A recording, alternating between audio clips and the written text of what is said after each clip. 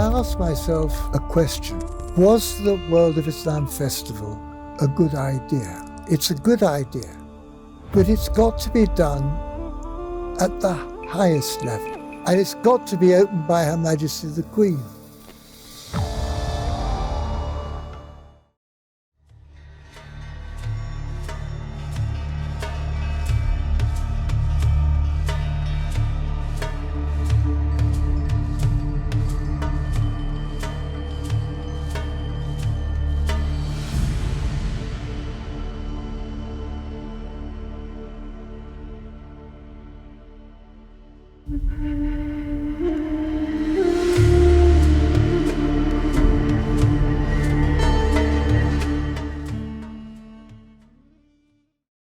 Brother Ahmad, welcome again. Thank you. You were telling me toward the end of the last episode that the major test for your project was initially the funding, where to get the funding from.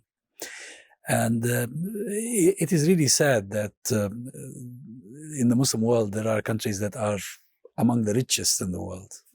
But usually when it comes to projects like these, it's very difficult to bring them along. Have you tried with any of the Arab countries, with any of the Muslim countries? I think we should go back to the point where we were talking about the first festival. Yeah, the first festival, yes. And the crisis, because the amazing thing about the festival is that we did get the money. The present time, that I agree with you. That's very important. The second festival. What you're saying now is to do with today. With what? Yes, today, of course, they're not. We're now at the point where I'm in a fix. We've had the first festival. Princess Margaret opened it. It was a great success. Lots of people came. It was very well received in the press. On a very small scale. But at the end of it, I was left holding the baby. That figure that I said last time, over £10,000 debt. What to do? The equivalent of 100,000 at least in our money today. Yeah. So it's the cliffhanger. What am I going to do? How am I going to raise that money and not end up in bankruptcy? That's what I was facing. That was the situation. And you told me that the director of the Islamic Center... the Center of Islamic Studies, yeah. Sorry. The Islamic Cultural Center. No. The director, the Raja. The Raja, Yeah. He came on board and helped. He helped as far as he could help. But he wasn't able to help me beyond before the festival took place. I couldn't go to him after. I had this debt, I had to somehow deal with it. So this is where the next big step took place. Because the way it happened was that my eldest brother, was getting married to a Swiss lady in Zurich, January of 1972. So I flew out to Zurich a week before the wedding. And I went up into the mountains to one of those, lovely little guest house places. And I have to quickly make clear, this is not my normal procedure. I'm not a contemplative. I don't go up into mountains. I don't go into caves. I'm quite a person who likes company. But I was in big trouble. I was really facing calamity because my gallery in the 60s had gone bankrupt. That's another story. And I knew what it was like, because in those days it really meant something. So I was really in a very, very difficult situation. So I had to sort of do something special. So I went up to think through and try to find a way through this crisis. And it's very inspiring, you know, those mountains are fantastic. In the Alps? And it was in Switzerland, Zurich. And I asked myself a question. Was the World of Islam Festival a good idea? And the answer that came back was yes. It's a good idea. But it's got to be done at the highest level. It's got to involve all the museums. It's got to involve the universities. It's got to involve all the media, film, book, you know, publications, lectures, seminars, schools program. It's got to be right across. It's got to involve everything because it is such a good idea. And it's got to be opened by Her Majesty the Queen. So I looked back. I said, are you sure? This is... So yes, that's your only way out. So rather than give it up, you've become so ambitious now. Yeah, and the reason being, I said, well, he said, you've got to do this. Because the only way you're going to get rid of the 10,000 debt is if you can show that it's simply a starter, which will then be covered by the funding that comes in for the big event. That's how the World Islam Festival of 1976 came into existence. Can you imagine? But was it easy to convince all these people?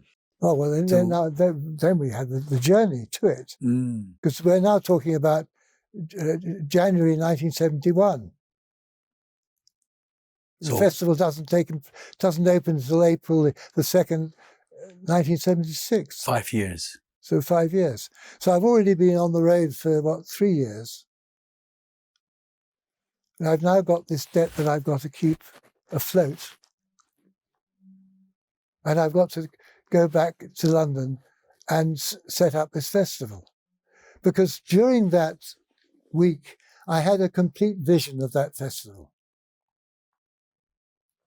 The arts of Islam, the sciences, the Holy Quran at the center of it, and then all these other aspects. But these were the three critical centerpieces. It was the Holy Quran, the arts, and the sciences. And then, of course, the different media. Then I decided we had to have an anchor project. And that anchor project should be the arts of Islam, because that's going to be the biggest one. And there are only two institutions in London that could do that. Either the Arts Council of Great Britain, which has the Hayward Gallery for big exhibitions, or it would be the Royal Academy. And because I had connections with the Arts Council, because of my gallery days, I came back in February of 1972, and I went straight to the Arts Council of Great Britain. It was Great Britain now, not England. It was Great Britain. And I went to see Norman Linton, who was the head of exhibitions, who organised all their big exhibitions. And I put to him this idea. And he got back to me within a few days, and he said, look, we really like this idea. And I said to him, I see this as being the centerpiece for a festival of the world of Islam. I said, we really like this idea. We said we only have one problem, and that is that the chairman of the exhibitions committee, John Pope Hennessy, doesn't like Islamic art. And if it goes before the committee now, he's likely to turn it down because he's very powerful. And if he turns it down, we can't represent it. Cannot proceed. And then he said, he leaves in a year's time, and the new chairman will be fine. We can get it through because there are enough people on the committee who love this idea. So it was worth the wait. Yeah, well, imagine I had to wait for a whole year with a £10,000 debt on my head. But I took that as absolute gospel. And in fact, the new chairman who was coming in, who was Lord Isha, was actually the father of the only collector I had in my art gallery. His son was the art critic of The Guardian, and he was the only collector. So I knew Lord Isha. It's quite extraordinary. So what to do? How to keep this thing afloat for a whole year? So what I did is I thought, well, I know what I'll do. I went round and started going around to the other institutions. And first of all, I went to the British Museum, where the British Library was still there. And I put to them the idea that if the Arts Council agreed to do their exhibition, would you be interested in doing an exhibition on the Holy Quran? And then I went to the Science Museum and asked them. And then I went to the Museum of Mankind because he developed this beautiful idea of nomad and city. The great Ibn Khaldun thesis for the Museum of Mankind. And then I went to the Horniman Museum, which had a wonderful collection of musical instruments, and asked them if they'd be interested. All of them were saying yes. They were all saying, if the Arts Council agreed, then we'd be interested. So I then went to SOAS and talked to the director there. And I gradually got an interest around. I went to the BBC. They had just were basking in the glory of their series Civilization with Kenneth Clark, which was a huge success. It was the first major colour documentary series, massive success. And they were looking for a new series. And the people I was talking to, the people in charge of the programs and all that, were very interested. And I had meetings, we had lunches, and etc. This was all going through 72. But that was all good news, wasn't it? I know, it wasn't good news for the BBC. They went to their final meeting to decide the series, and the man came back to say, "I'm so sorry, they've turned it down." I said, "Why?" They said, "It's just simply they don't believe there'll be enough interest." They decide for them. Nobody knows anything about the world of Islam. They know a bit about the religion, but there's no interest. They turned it down because there was no interest in the world of Islam. Can you imagine? Yeah, it was somebody's decision. No, that was the nature of the time. Islam wasn't an issue. Nobody had anything to do with it. It was a very long time since the Crusades. The interest was the Arab-Israeli war and the political, but not Islam. So anyway, that was a setback, but all the other institutions were coming up. The year passed. The Arts Council had their new chairman, and they agreed to the exhibition. It was a major exhibition for 1976. That's how far away they planned. And they also made a contribution of something like £100,000. It was a lot of money. Wow, yes. It was a major exhibition. So they had put in place a major exhibition.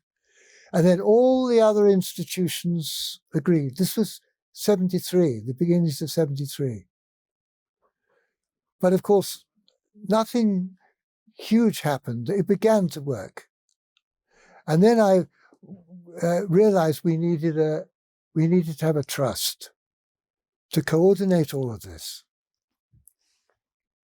So I was very fortunate in that I met a gentleman called Alistair Duncan, who was at a wonderful photographic studio called the Middle East Archives.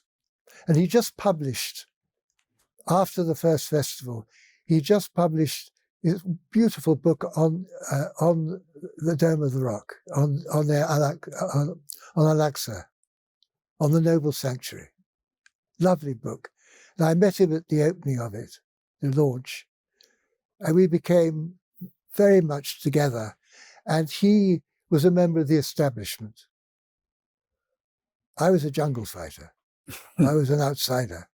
But he was a member of the establishment. And we needed the establishment for our trust. So we got, he introduced me to Sir Harold Beeley and to Sir Anthony Nutting and to John Richmond and Lord Caradon. And these were all people who had a great love for the Arab world and a commitment over Palestine. And they formed the trust. And they became members of the trust, along with the Raja of Mahmudabad and several others. So we had our trust forming, and that was taking place during 73. And then we had our next huge breakthrough. And that was that, and also a big setback, because three things happened in October 1973. The war. Three things happened. No, three things happened in 1973, October. The first was that the Raja of Mahmud had died. Oh. Very suddenly, at the age of 56. He was a young man. Yeah. But he'd had a very hard life. And that was a great personal tragedy for me and for everyone who knew him. I mean, there was a real... it's the first time I've ever saw people in real mourning, in a big way. You know, it was quite extraordinary. That was the first thing that happened. Second thing is the trust was actually finally inaugurated with the Charity Commission. It became a legal entity. And the third thing was that the oil price quadrupled. Oh, that's because of the October war between Israel and Egypt. Yeah, went up. 6th of October. But for us, it was the oil crisis. It was the oil bonanza. And of course, the Gulf states that had become liberated were now... Yes. They now had one after the other. They now had their own money for the first time. And the festival introduced two very beautiful concepts, which really is the foundation of the whole of the, and was basically the vision that I had, which was the unity of the world of Islam. That's what I had seen. The unity. That this was one world. This was a world in which unity was manifested through all the culture, through the arts, through every aspect of that civilization. And the other thing was we had to see it in terms of its own criteria, not from a Western perspective. Not an Orientalist. Not a view. A view from the West, from the outside. Seeing it in comparison with. Why doesn't painting play a major role? Why is there no painting in Islam? You know, that was a big subject.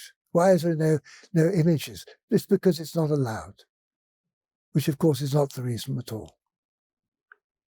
You know, it's incredible. So the criteria of Islam had to inform the festival. That was the key. And of course, with our trust and with these newly formed nations, and with this message that we were putting across, with love, by the way, because my love had now risen to the point where this festival was my religion. You see, the World of Islam Festival was my religion. That was what I lived for. But was it bringing you into the religion? You're such a hurry. Because I'm an arts man. I'm an organizer. I'm engaged in putting on events. Yes, but you are at a stage now where you have yourself told me that Islam informs its world. Yes. In arts, yes. in everything. I could see all of this. I could see all of this. It must have had an impact on you. Well, I would imagine it probably did, and you're going to see it in a minute. Or in the next episode, maybe. Yeah, most likely. No, but seriously, we're talking about a moment when you're actually so involved in this wonderful, beautiful image, vision, because I could see it. And so the first meeting we had, I went with Alistair Duncan, and we put together this presentation in this plastic album where you have, leaves where you put things in, and cutting out images and things. We put a little presentation together showing the different institutions in London, showing the world of Islam, etc., and the different themes. And we went to the United Arab Emirates embassy for a meeting with the ambassador. And Mahdi al-Tajir, who was the ambassador, was accompanied by Ahmed al-Suwaidi, who was the foreign minister who was visiting. And Ahmed al-Suwaidi is a very, very cultured man. He set up the first cultural center in Abu Dhabi. And of course, he was very close to Sheikh Zayed. And there were the two of them. And I made our pitch. I presented the World of Islam Festival to them. A week later, I was in the very famous bookshop, Orientalist bookshop in London. I'm having one of those moments where I can't remember the name, which is a pity. So I will remember it. And an Arab bookshop? It's Orientalist. It had everything to do with China, Japan, India, the Muslim world. Wonderful bookshop. And the owner of the bookshop, John Knight-Smith, came over to me. He said, because I was browsing here, he said, there's a call from the United Arab Emirates embassy. The ambassador wants to speak to you. So I picked up the phone.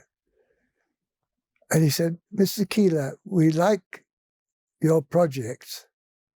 We're prepared to contribute £500,000. Wow. And we're going to guarantee a further £500,000. That was it. That was incredible because, suddenly this vision was going to become a phenomenal reality because all it required was money. Of course. We had the institutions, we had the experts, the specialists. We had the people who could do it. We had the exhibition designers, we had the filmmakers, we had everything.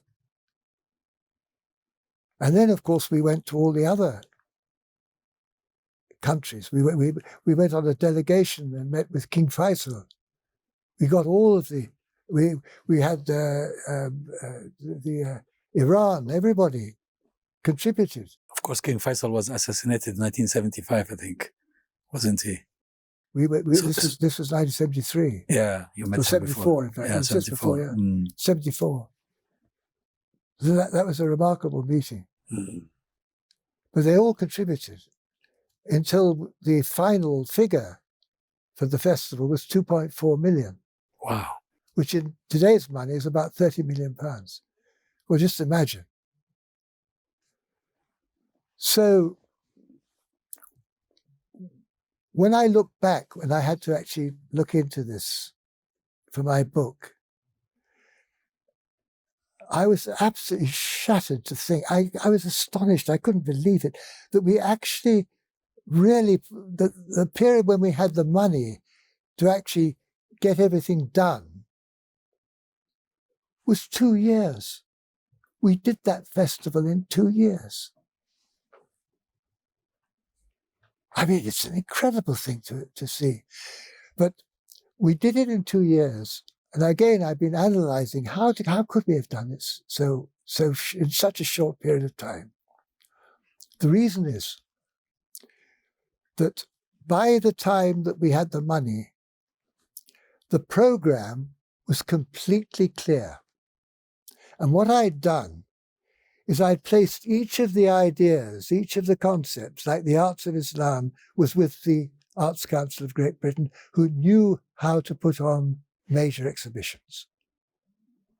The Quran exhibition was with the British Library, which knew how to do those. So each one was doing, the Arts Council could do the big ones. All the other ones were smaller, but they all were capable of doing them. They were used to it. So everything was placed where it could be done. Also, it's because you did not wait for the money to come to start working. You've been working. Exactly. And also, very, very importantly, most projects fail because people never get the ideas clear. They spend their whole time trying to work out what it is. And what I realized was that when the idea is clear and what you're asking people to do, they can do it, and they're the professionals in that particular aspect, then it goes very smoothly because people don't question the main thing as long as it's strong and clear. But if you start getting people to try to agree upon the main thing, you can go on forever. Now the time for this episode is up. So I need to still talk to you in the next episode. I want to find that connection, that step toward Islam in the next episode.